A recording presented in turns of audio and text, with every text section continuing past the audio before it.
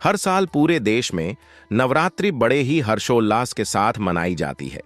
कई राज्य रावण पर भगवान राम की जीत का जश्न मनाते हैं, जबकि अन्य उत्तर पूर्वी राज्य देवी दुर्गा के 9 रूपों या अवतारों की पूजा करते हैं। नवरात्रि की शुरुआत मां शैलपुत्री की पूजा से होती है और इसके बाद मां ब्रह्मचारिणी, मां चंद्रघंटा और मां स्कंद माता जैसे अन्य अवतारों की पूजा की जाती है। इनमें से प्रत्येक अवतार देवी दुर्गा के विभिन्न गुणों जैसे स्नेह, प्रेम, करुणा और ज्ञान का प्रतीक है। नवरात्रि का छठा दिन मां कात्यायनी की पूजा के लिए समर्पित है और प्रसन्नता और खुशी का प्रतीक है। माना जाता है कि वह सभी बुराइयों का नाश करने वाली है।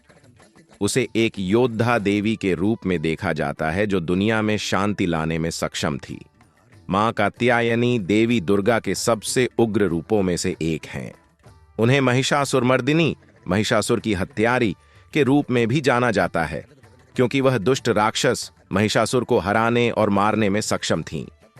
ऐसा कहा जाता है कि बहुत समय पहले कात्यायन नाम के एक आर्षि थे। वह देवी शक्ति का बहुत बड़ा भक्त था और प्रार्थना में दिन और रात बिताता था। आर्षि कात्यायन हमेशा यही कामना करते थे कि देवी शक्ति उनकी पुत्री के रूप में जन्म ले। इस अवधि के दौरान महिषासुर नाम का एक दुष्ट राक्षस देवताओं के लिए बड़ी परेशानी पैदा कर रहा था।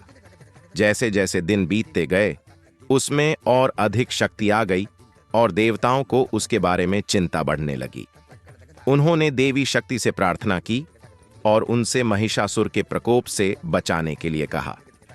देवी शक्ति ने पृथ्वी पर जन्म लेने और महिषासुर के शासन को समाप्त करने का फैसला किया। उन्होंने आर्षि कात्यायन की इच्छा पूरी की और उनकी बेटी के रूप में पृथ्वी पर जन्म लिया।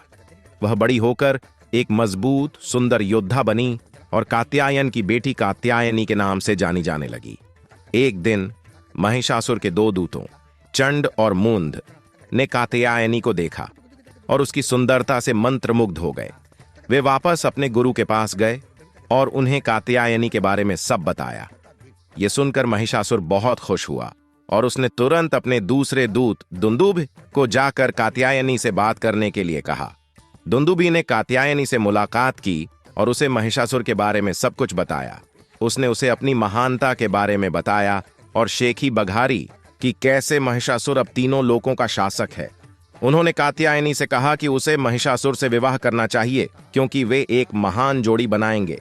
कात्यायनी ने मुस्कुराते हुए दुंदुभि से कहा कि उसकी पारिवारिक परंपरा के अनुसार महिषासुर को पहले उसे युद्ध में हराना होगा, तभी वे दोनों शादी कर सकते हैं।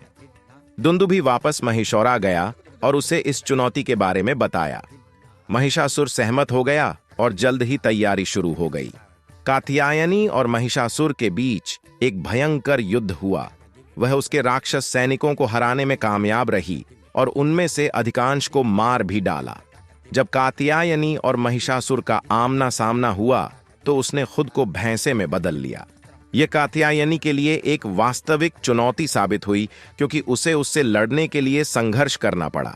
हालांकि कात्यायनी ने महिषासुर को धोखा दिया और उसकी पीठ पर चढ़ गई। वह इस हरकत से आश्चर्यचकित हो गया और उसे झटकने की बहुत कोशिश की, लेकिन असफल रहा। तब कात्यायनी ने महिषासुर की गर्दन के पीछे अपना पैर रखा, उसे अपने त्रिशूल से छेद दिया और उसका सिर काट दिया। इस तरह मां कात्यायनी ने दुष्ट और शक्तिशाली राक्षस महिषासुर का वध किया। ऐसा करके उन्होंने देवताओं को उसके खतरे से बचाया और इस दुनिया में शांति वापस लाई।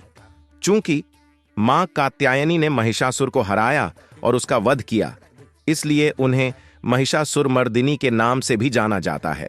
भारत के कई हिस्सों में अविवाहित लड़कियां एक प्यार करने वाला और देखभाल करने वाला पति पाने के लिए अक्सर व्रत रखती हैं और मां कात्यायनी से प्रार्थना करती हैं।